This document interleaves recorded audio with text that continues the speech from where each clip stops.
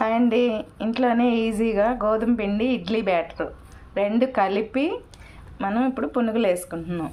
ఇదిగో చూడండి, చాలా ఈజీగా వస్తుంది.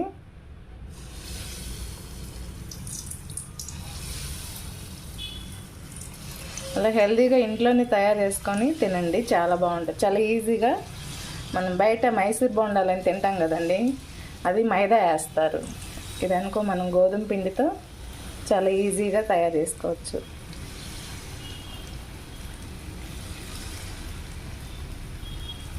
హెల్త్కి కూడా చాలా మంచిదండి.